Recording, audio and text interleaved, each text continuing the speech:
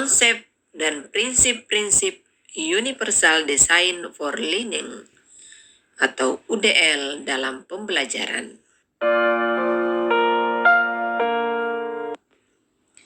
Desain universal adalah desain dan komposisi suatu lingkungan sehingga dapat diakses, dipahami, dan dapat digunakan semaksimal mungkin oleh semua orang tanpa memandang usia, ukuran, kemampuan, atau kecacatan.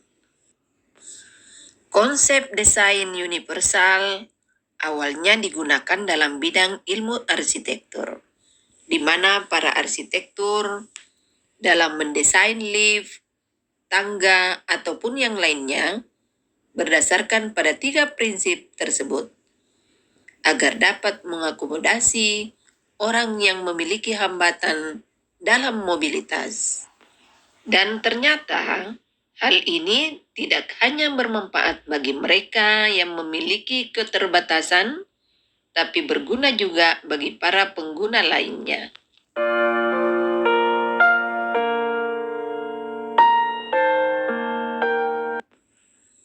UDL dikembangkan berdasarkan pada penelitian dalam ilmu neurologi, psikologi, perkembangan, dan keberagaman cara belajar. Penelitian telah mengkonfirmasi keberadaan 3 jaringan otak terlibat dalam pembelajaran, yaitu jaringan afektif, recognition, dan strategis.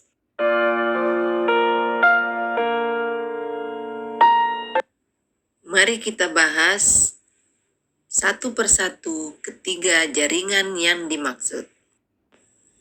Yang pertama, jaringan afektif. Untuk jaringan afektif, guru harus menstimulasi mengenai mengapa mereka harus mempelajarinya, apa relevansi dalam kehidupan mereka, sehingga terbangun rasa ketertarikan peserta didik pada pembelajaran, dan meningkatnya motivasi belajar. Kemudian untuk jaringan recognition, guru harus mampu mempresentasikan materi dengan berbagai cara untuk dapat mengakomodasi keunikan gaya belajar, potensi, dan tantangan yang dimiliki setiap peserta didik. Kemudian yang ketiga, jaringan strategi. Untuk jaringan strategi, guru harus memberikan kesempatan kepada peserta didik untuk menunjukkan atau mengekspresikan apa yang telah mereka pelajari dengan cara mereka.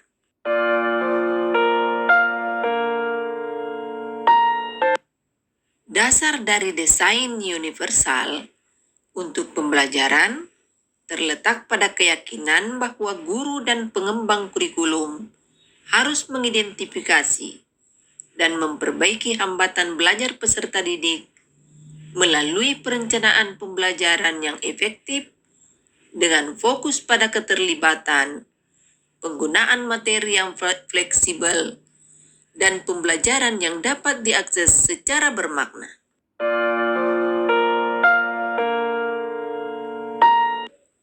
Ada 3 prinsip dalam Universal Design of Learning, yaitu yang pertama, multiple means of engagement, yaitu menyediakan berbagai cara keterlibatan untuk mendukung pembelajaran afektif, yaitu mengapa kita belajar, dengan mempertimbangkan berbagai keterlibatan peserta didik guna merangsang minat dan motivasi dalam belajar.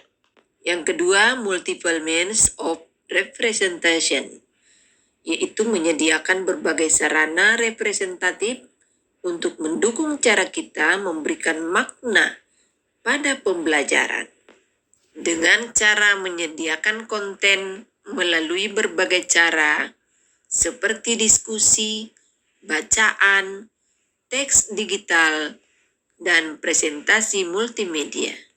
Dan yang ketiga, multiple means of action and expression, yaitu dengan menyediakan berbagai cara berupa tindakan dan ekspresi sebagai upaya dalam mendukung cara belajar yang strategis, yaitu bagaimana kita belajar. Dengan memberikan kesempatan kepada peserta didik untuk menunjukkan pemahaman mereka dalam berbagai cara, seperti melalui tes atau makalah, melalui seni, presentasi multimedia, dan rekaman digital.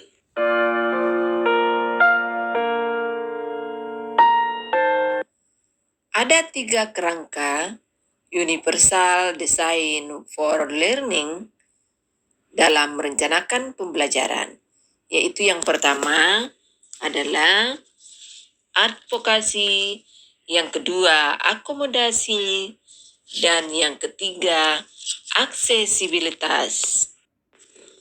Dalam konteks desain universal untuk pembelajaran, tahap advokasi dapat dilakukan dengan melakukan komunikasi secara persuasif dalam upaya membangun kesadaran bagi semua, baik guru maupun peserta didik, mengenai konsep keberagaman.